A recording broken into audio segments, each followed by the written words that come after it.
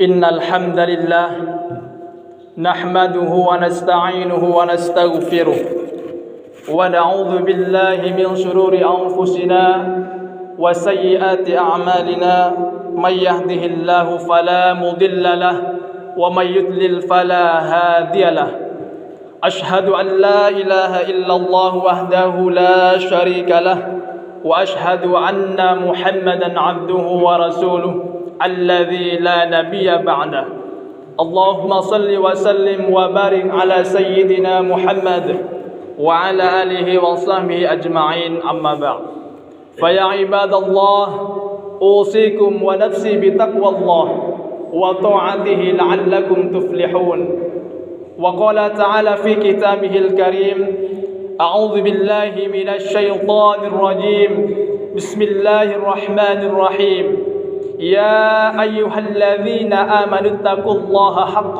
تقاته ولا تموتن إلا وأنتم مسلمون وقال تعالى يا أيها الذين آمنوا اتقوا الله وقولوا قولا سديدا يصلح لكم أعمالكم ويغفر لكم ذنوبكم ومن يطع الله ورسوله فقد فاز فوزا عظيما صدق الله العظيم وصدق رسوله النبي الكريم ونحن على ذلك من الشاهدين والشاكرين والحمد لله رب العالمين. Sidang jamaah Jumat yang berbahagia, pertama-tama marilah kita senantiasa menyampaikan rasa syukur kita ke hadirat Allah Subhanahu wa taala. Alhamdulillah pada siang hari ini kita semuanya masih diperkenankan oleh Allah mendapatkan nikmatnya, baik itu nikmat iman, Islam dan ihsan. Bahkan yang tidak kalah pentingnya lagi ialah nikmat kesehatan dan kesempatan. Sehingga dengan nikmat itu kita masih bisa melangkahkan kaki kita menuju masjid ini. Mudah-mudahan langkah kaki kita dari rumah menuju tempat ini senantiasa dicatat oleh Allah sebagai amal ibadah dan tentunya senantiasa mendapat iringan ridho Allah Subhanahu wa taala. Amin Allahumma amin. Salawat ma'assalam semoga senantiasa tercurahkan kepada pangkuan alam, panutan umat manusia, insan paling mulia Nabi Muhammad sallallahu alaihi wasallam. Mudah-mudahan dengan senantiasa memperbanyak bersolawat kepada baginda Rasulullah sallallahu alaihi wasallam, kelak di yaumil qiyamah kita semua tergolong sebagai orang yang kelak mendapatkan syafaatnya. Amin Allahumma amin. Ma'asyiral muslimin rahimakumullah. Kemudian yang ketiga kalinya khatib mengajak kepada diri khatib pribadi khususnya dan kepada kita semuanya, marilah kita senantiasa meningkatkan kualitas keimanan dan ketakwaan kita kepada Allah Subhanahu wa taala. Tentunya dengan sebenar-benarnya takwa, imtithalu awamirillahi wajtinabu nawahihi, menjalankan semua perintahnya dan menjauhi semua larangannya. Mudah-mudahan dengan senantiasa berikhtiar meningkatkan kualitas iman dan takwa kepada Allah Subhanahu wa taala, kita senantiasa tergolong mendapatkan ampunan Allah Subhanahu wa taala. Allah Subhanahu wa taala mempermudah segala urusan kita, baik urusan dunia, lebih urusan akhirat nanti. Amin Allahumma amin. Ma'asyiral muslimin sidang Jumat yang berbahagia, izinkanlah khatib pada kesempatan yang mulia ini menyampaikan khutbah dengan judul Hakikat Takwa menurut Sayyidina Ali karamallahu wajhah, atau ciri takwa menurut Sayyidina Ali karamallahu wajhah. Ma'asyiral muslimin rahimakumullah.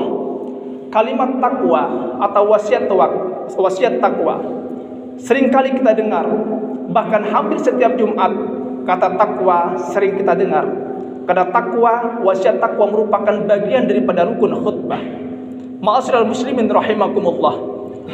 Sebagian ulama mendefinisikan atau menjelaskan kata takwa, imtithalu awamirillahi wajtinabu nawahihi, menjalankan semua perintahnya dan menjauhi semua larangannya. Tentu definisi ini atau pengertian ini masih sangat umum dan global, sangat sederhana, sehingga hampir-hampir kita tidak ingat apa sebenarnya hakikat daripada takwa itu sendiri.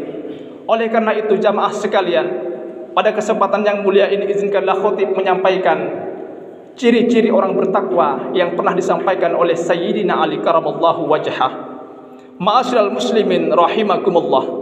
Makna takwa yang diterangkan oleh Sayyidina Ali karamallahu wajhah, yang dikutip dalam kitab Al-Manhajus Sawi oleh Al-Allamah Al-Muhaqqiq Al-Habib Zain bin Ibrahim bin Smith, bahwasanya takwa itu adalah al-khawfu minal jalil wal amalu bitanzil wal qada'atu bil qalil wal isti'dadu liyaumir rahil. Inilah takwa yang dijelaskan oleh Sayyidina Ali. Yang pertama adalah al-khawfu minal jalil, bahwa orang yang bertakwa itu akan menjadikan seseorang merasa takut kepada Allah Subhanahu wa taala. Ciri yang pertama adalah merasa takut kepada Allah Subhanahu wa taala yang Maha Agung. Kita takut melanggar aturan-aturan Allah. Kita senantiasa taat kepada Allah Subhanahu wa taala. Kita takut melakukan perbuatan dosa. Kita takut melangkahkan kaki kita kepada hal-hal yang menyebabkan membuat kita berdosa. Sehingga dengan itu kita selalu terjaga, kita selalu ingat bahwa Allah senantiasa mengawasi kita. Allah senantiasa melihat kita apapun, kapanpun kita melaksanakan kegiatan itu. Oleh karena itu, yang pertama adalah al-khawfu minal jalil. Kita takut kepada Allah yang Maha Jalal, yang bersifat agung, yang tidak ada yang menandingi kebesaran Allah Subhanahu wa taala. Ma'asyiral muslimin rahimakumullah. Oleh karena itu, takwa dalam yang pertama ini adalah dalam bingkai al-khawfu minal jalil, lebih bernuansa pada penghindaran dan pencegahan daripada pelaksanaan. Karena sejatinya ketakutan itu akan menghantarkan seseorang enggan melakukan tindak kesalahan. Ma'asyiral muslimin sidang Jumat yang berbahagia. Kemudian ciri orang yang bertakwa yang kedua, wal amalu bitanzil, beramal sesuai dengan wahyu Al-Quran, beramal sesuai dengan wahyu yang pernah diberikan oleh Allah Subhanahu wa taala, baik Al-Quran, hadis, qiyas maupun ijma dan lain sebagainya. Ma'asyiral muslimin rahimakumullah, tentunya orang yang bertakwa selalu beramal berdasarkan pada Al-Quran yang diturunkan oleh Allah Subhanahu wa taala. Tentunya Al-Quran ini merupakan pedoman hidup bagi umat manusia, khususnya bagi umat muslim. Ma'asyiral muslimin rahimakumullah. Kemudian ciri orang bertakwa yang ketiga adalah al-qana'atu bil qalil, yang artinya orang yang bertakwa akan selalu merasa cukup dengan rezeki yang sedikit. Qana'atu bil qalil, selalu merasa cukup dengan rezeki yang sedikit, tidak pernah mengeluh dengan rezeki yang sedikit. Bahkan dia pandai bersyukur dalam rezeki yang sedikit tersebut.